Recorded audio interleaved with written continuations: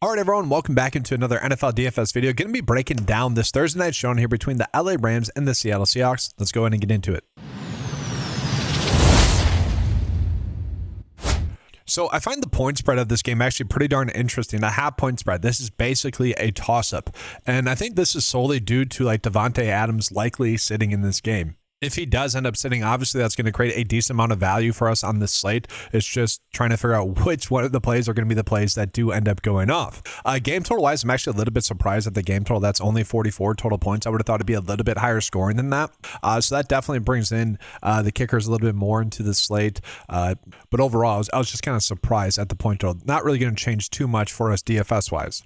And obviously the biggest piece of news on this slate is going to be whether or not Davante Adams plays. He is listed as week to week though, so I kind of am assuming that he is not going to end up playing. Another piece of injury news that we need to get is with Jordan Whittington. Jordan Whittington is currently questionable as well. He would be the likely replacement for Davante Adams if Davante Adams were to sit and if Jordan Whittington were healthy and fully good to go. But that is not exactly what we saw last week, guys. In the fourth quarter, we actually saw Mumfield get more work than him. Now, Mumfield is someone that can be productive. He was someone that stood out in the preseason as well. But I would just assume that if Whittington is healthy, it just would be him playing on the outside more. But I also kind of think that'd be split between him and Xavier Smith as well. Tutu Atwell was back, but I'm not necessarily expecting Tutu Atwell to be all too involved. What's interesting about the Rams, guys, is that Puka only played 55% of the snaps because he got banged up in that game. And we actually saw another player, a non-receiver, get more work, and that was Terrence Ferguson. So maybe we actually just see him get a little bit more playing time. Now, we did see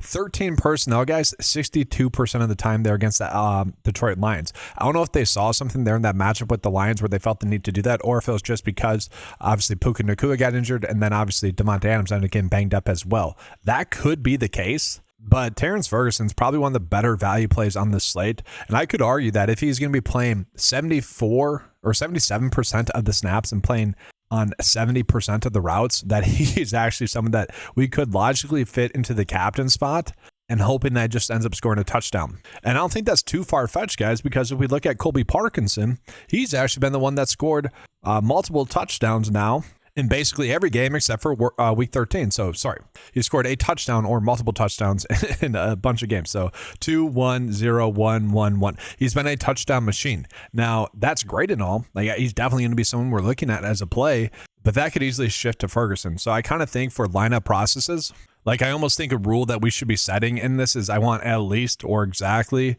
Ferguson in the captain or flex, and then Parkinson in the flex or captain in all of my builds. Like, seriously, I think that ends up being a pretty good route to go. And then honestly, another way to go about it as well, we can add that group, would be like with Blake Corum and also Kyren Williams. Now, both of them have been touchdown machines, guys, lately, but it is a more difficult matchup here this week. And I don't mind the logic of saying, all right, I want to get one of those two to score a touchdown. And I'm not saying it shouldn't be at most. It should be at least. I want at least one of those two in all my builds, and maybe get into one of them in the captain, because both running backs have looked really well, but it's more trying to get lucky on the touchdown. Now, this could end up being a little bit like the Monday night showdown slate, where we were getting to Kenneth Gainwell a little bit more simply because Kenneth Gainwell was significantly cheaper than Jalen Warren. Now, this isn't exactly a 50-50 split, although it has been getting closer and closer each week. Kyren is still going to get the most work, guys, and the most opportunities, but Blake Corum has now gotten double-digit carries now in the last 2 games and has looked good doing it.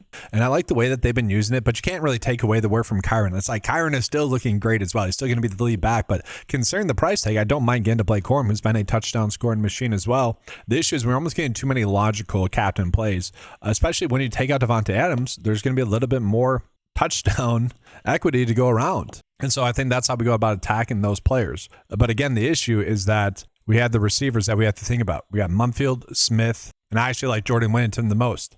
I do think that we should be playing one of these players in all of our builds as well. That's the tough part, is trying to get this right. It is a little bit actually kind of like the Monday Night Football slate, where I'm like, all right, guys, we have a bunch of Pittsburgh tight ends that we want to play. We want to get to one of those. We want to get to one of the Pittsburgh Steelers running backs.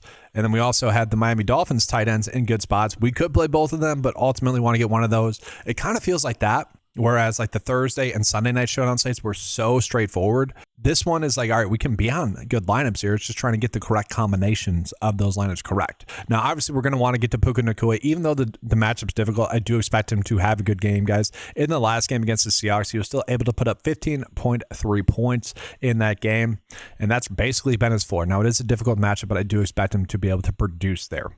If we are playing these many pass catchers, we're probably going to get to Matthew Stafford as well. I kind of am okay with that, guys. In that game against Seattle, he did only put up 13.2 DFS points, but ultimately, I think that is going to be enough. But again, we do probably want to be looking at the tight end position here, and I do think it'll be Terrence Ferguson. So I want to get to him or Colby Parkinson. Now, from there, we'll go ahead and jump on into the Seattle Seahawks. So, guys, for the Seahawks, actually something interesting happened. We had Zach Charbonnet actually out-snap Kenneth Walker. They both basically had the same amount of touches, but that was kind of interesting there. I don't know if we necessarily need to get to either of them. Obviously, Kenneth Walker is still going to be the big play running back, but it is a little bit concerning that he hasn't been able to go off. Now, his last really good game was the game against the Rams as well, so it's kind of a tough way to gauge whether or not we should be on him. Now, Elijah Arario is out, guys, and so with him being out, we did see Barner get 83% of the snaps, which is obviously pretty darn significant in regards to the snap share.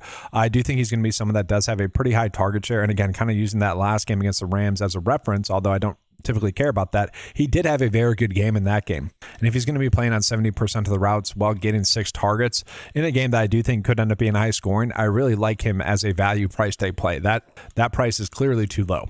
And we do need to talk about some of the receivers, guys. So obviously JSN is going to be the receiver we want to go out of our way to target. It's going to be relatively easy to get both JSN and Puka Nacua into our builds, as you guys can see. Like we have $4,000 left over, and this is a pretty solid build overall. Like we're getting the 2 studs, quarterback, the tight ends. Obviously, we could pay up captain spot wise from Ferguson there, but obviously I'm putting him there to provide a point of emphasis there that I like the matchup. If he's going to get those snaps, he's clearly too cheap, and you could argue that Parkinson's not due for a touchdown, so Ferguson is. Now, that being said, guys, we got Cooper Kupp at a cheap price tag. He's been more productive lately. 7 targets the last week, played on 76% of the snaps. Obviously, we like that there as well. And then Shaheed, guys, Shaheed had a 78% route share, 7 targets in that game. I would rather get to him than Cooper Kupp, and that's a price difference that makes sense, $1,000 price difference, but overall I'm okay with it. For Sam Darnold, I don't know what to do with him, honestly. He's really dropped off a little bit here, and they've still been winning games, so like ultimately does it matter? No, but I'm probably trying to get to Stafford first and then Darnold in regards to the quarterbacks I want to be targeting. Now, where could we make the upgrade? Obviously, it would be off of Ferguson here or off of Corum, but obviously a quick like easy adjustment off of the lineup I just gave you guys would be, all right, we got a lot of side left over. Let's just put Stafford in the captain, and then we can get to Ferguson instead. This ends up being a pretty solid build overall. Again, there's lots of little lineup differences we can make here. I would rather get to Shaheed if possible. There's plenty of different like little things we can do to manipulate that to get him into our builds, but I do think this kind of sets us up for a pretty solid base build. And then let's go ahead and compare it against some of the 9-to-5 lineups we can make, guys. We are going to force a QB stack with the pass catcher, and then we're just going to run 20 lineups right now. This stuff will change throughout the day and week. I'm recording this video on Tuesday, and so we might get some updated projections and ownerships, but ultimately we are seeing the captains are going to get spread out, but you can make some pretty darn solid builds. And that's kind of the tough part, is that there's almost too much value and not enough like lock plays. Although if you just want to lock in JSN Puka, and then from there, you only have to fire out 4 more positions, I don't hate that.